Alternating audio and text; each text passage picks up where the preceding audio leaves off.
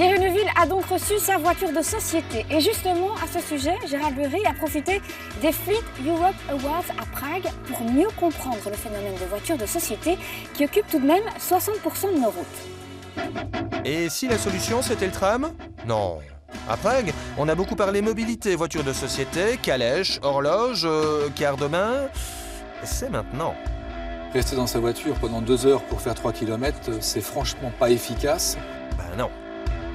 En termes de circulation, c'est un cauchemar. Oui, et le mot est faible. C'est un embouteillage permanent de 7 h du matin à 8 h le soir. Car les solutions existent, mais il faut lever la tête et déjà préparer les Fleet Europe Awards qui auront lieu à Bruxelles en 2014. L'automobile ne peut pas être présente partout. Si on continue à mettre de plus en plus d'automobiles dans nos villes, elles seront totalement immobilisées. Donc, nous sommes pour l'automobile, mais il faut des solutions concrètes. Il faut un RER peut-être qui fonctionne, il faut des transports en commun faciles, il faut des parkings pour les véhicules, il faut promouvoir le véhicule électrique, mettre des bornes de chargement où il le faut, mettre les incitants pour inciter les gens à rouler avec des véhicules électriques, que les pouvoirs publics montrent l'exemple en achetant des véhicules électriques. Il y a tellement de choses à faire, à dire pour améliorer notre mobilité et en plus une télématique bien adaptée, c'est-à-dire des feux rouges ou des feux verts synchronisés. C'est la première des choses et des informations routières dignes de ce nom qui apparaissent dans les GPS et qui nous permettent de ne pas nous engouffrer dans les embouteillages. L'automobile peut rester un rêve, mais un rêve qui doit évoluer par le marché, des voitures de société notamment, du fleet, qui doit donner le là. Je crois qu'aujourd'hui, le matin, surtout pour aller au boulot, je crois qu'environ 60% de voitures 60%. peuvent être des voitures de société. Tout à fait. Donc c'est le marché le plus important pour les constructeurs automobiles? Sûrement, oui, parce que quand on a vu, il y a eu quand même une crise d'automobile, mais c'est grâce au fleet que les constructeurs ont quand même pu réduire leurs pertes. Et demain, les sociétés du fleet vont donc proposer plus qu'une voiture de société, comme à Paris. En Paris, il n'y a pas de place de voiture, il n'y a pas de parking, c'est vraiment compliqué là-bas. Donc là, on offre des mobility cards. Et les mobility cards, on peut acheter des temps avec une Segway, du temps avec une voiture, du temps avec des trains, effectivement. Donc on peut utiliser tous les différentes sortes de mobilité. Forum, conférences, on a beaucoup parlé à Prague, mobilité, ouverture vers de nouveaux marchés aussi.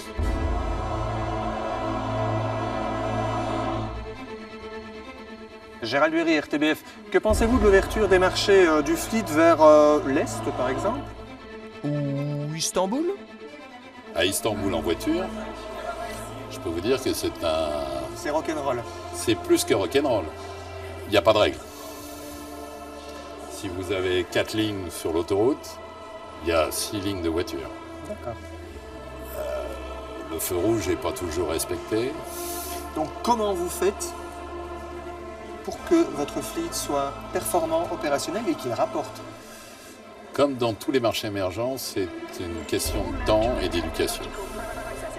Vous éduquez le marché turc. C'est éduquer le marché turc. Et ce rôle éducatif des sociétés de fleet est loin d'être anodin lorsqu'on voit la taille des flottes que certains gèrent. On m'a dit que vous gériez une flotte de combien de véhicules? À Francfort, vous voulez dire? Ouais, 700 000 plus ou moins. Notre entreprise est présente dans 40 pays dans le monde, en Chine, en Inde, en Turquie. Alors, les produits... Ça veut dire, je vous interromps, mais vous gérez une flotte de combien de véhicules? 1 million de véhicules. Pardon? 1 million de véhicules, on a dans le monde.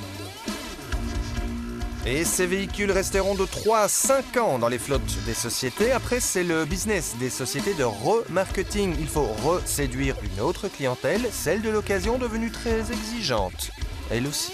Vous achèteriez un véhicule qui était un véhicule de parce qu'il société? oui, tout à fait, parce qu'il a été très bien entretenu. Ça, c'est un grand avantage. Son origine est parfaite. Par contre, son kilométrage sera un peu plus élevé. Mais là, il faut accepter qu'un véhicule aujourd'hui est construit pour faire plusieurs centaines de milliers de kilomètres, mais que le particulier a encore l'habitude et la volonté d'avoir un véhicule de moins de 100 000. Vous avez entendu, ce qui est faux. Voilà. Dans notre culture, et c'est très vrai ce que vous dites, 100 000 c'est oh. Oui. Non. Tandis qu'au fait, à 90 000 ou 90 000 pour la Belgique, il fait que son premier grand entretien où une courroie éventuellement sera remplacée. Tout le reste, c'est finalement que du vidange. Oui, le kilométrage prévu, c'est pour 300 000 à 400 000 km. Hein. Éventuellement, oui. En tout cas, les véhicules sont devenus de plus en plus fiables. Il n'y a plus de mauvaises voitures. Les voitures sont très fiables. Une voiture de société va faire entre 120 et 140 000 km, peut-être 160 dans quelques cas un peu plus extrême. Mais les sociétés de leasing vont elles-mêmes aussi observer ce kilométrage et essayer de trouver le bon rapport entre âge, kilométrage et intérêt du marché d'occasion pour ce véhicule. Donc il y a là un savant équilibre qui est recherché par les départements de revente.